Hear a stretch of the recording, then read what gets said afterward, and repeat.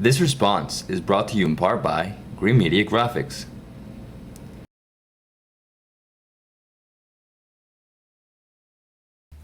Hello everyone and welcome to Ask David, episode 19, and today I'm going to be talking about Portugal, and this is for Victoria Faila, which is at Vitorium Faila on Twitter, and she is going to Nazare. She's going to her boyfriend's town of Nazare, which is a small town by Óbidos, which is near Lydia, and she just wanted to know where she should go around the area. And I have a lot of suggestions for her. All right, let's zoom in to the town where she will be. See, it's right there, Nazare.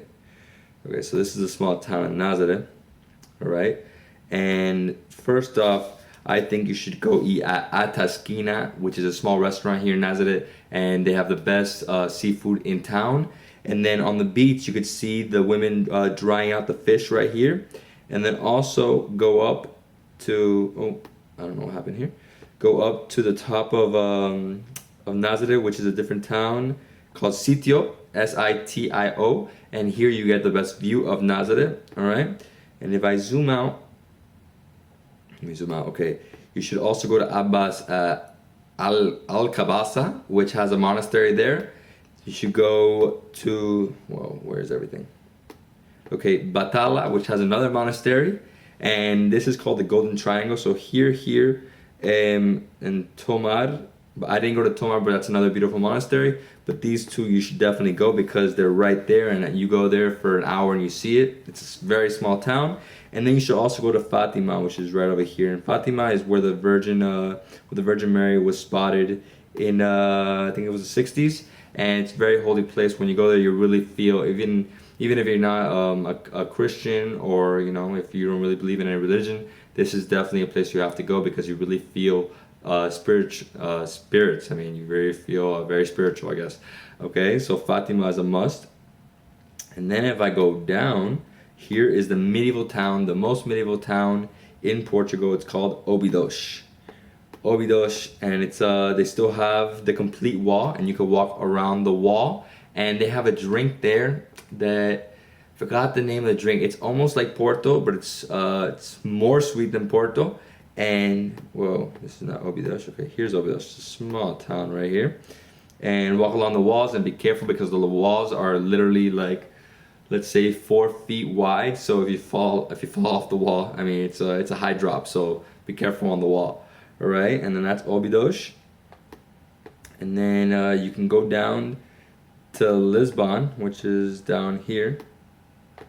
Okay, and then I would recommend 3 different things over here. You can go to Cascais, which is a small beach town. You can go to Cabo de Roc, which is the westernmost point in Europe. You can go to Sintra, which has the castle of Los Moros, which is the biggest castle that the Moros, the Arabs, built when they conquered the Iberian Peninsula. One of the biggest castle in Portugal.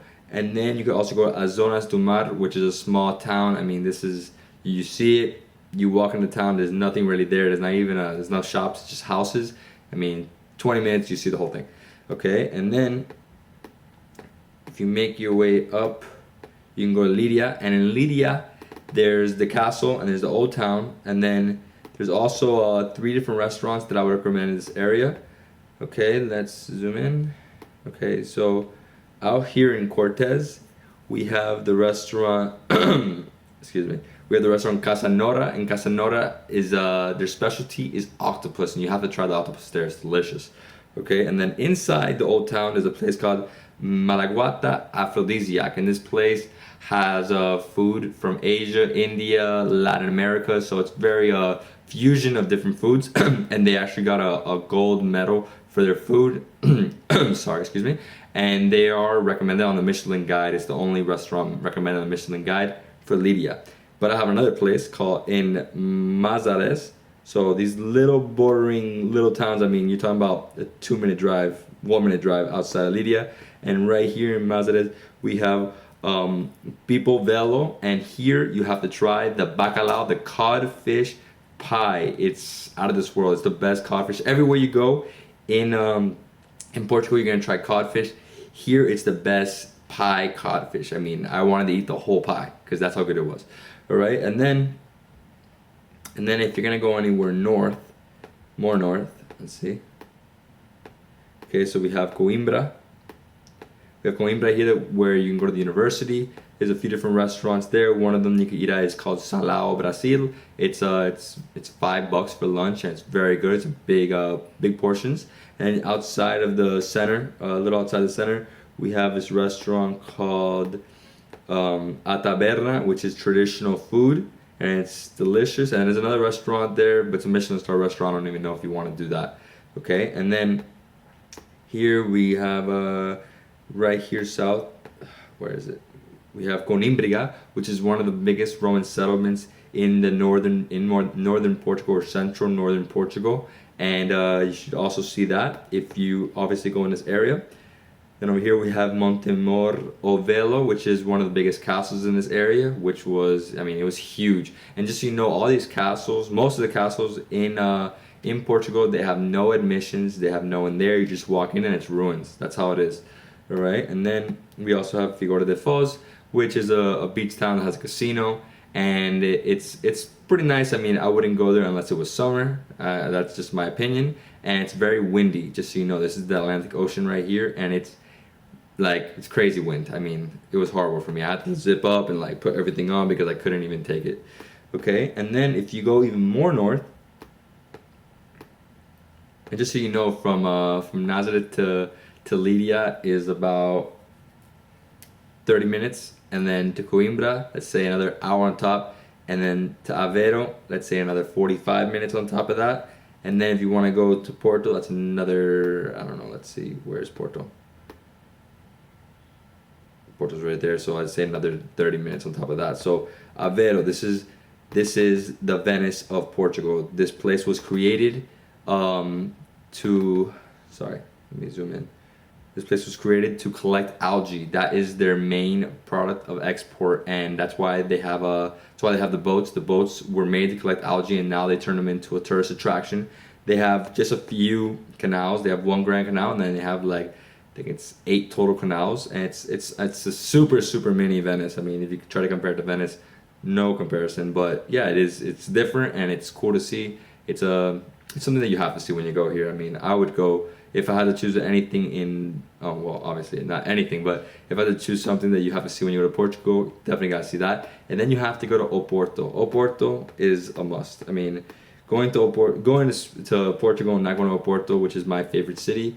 I mean, Lisbon is amazing, and there's so many things to see in Lisbon. I'll give you the link for the video I made for another girl. But for Oporto, you need to go try a francesina at Yugo Taverna. A francesina is a plate this big, a sandwich that has everything you can imagine: sausage, ham, bread, egg, what else? Just sauce and French fries next to it, and you drink it with a beer.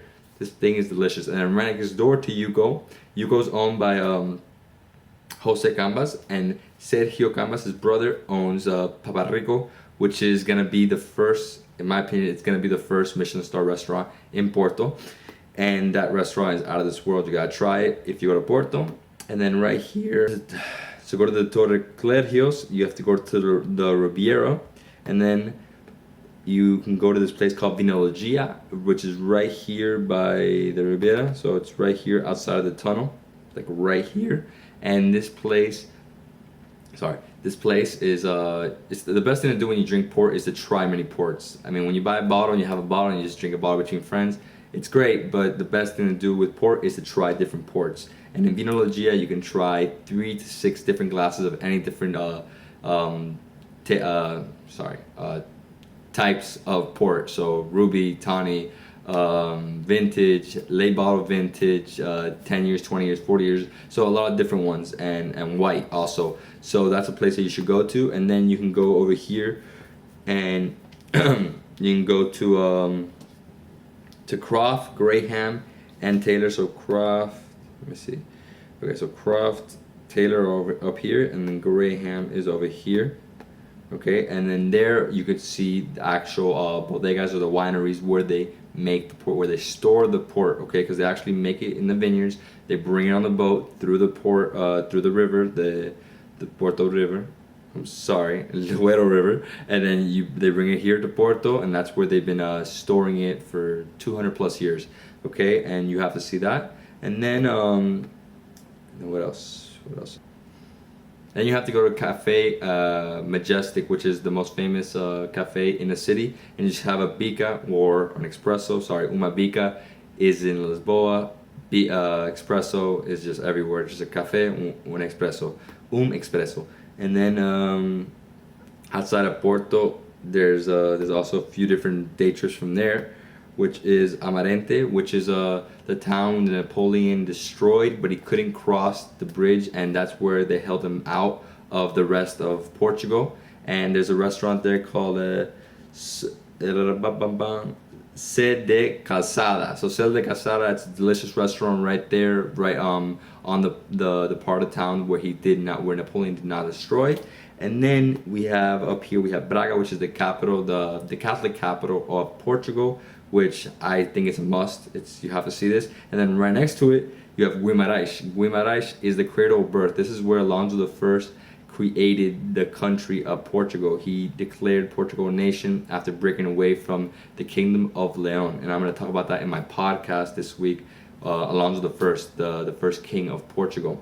And then you also have up here, you have Ponte de Lima, which is, the name is Ponte de Lima, which means bridge of Lima, and that is the main thing to see there is the Roman bridge that has been there for 2,000 years, and this bridge connected Braga to Astoria in Spain.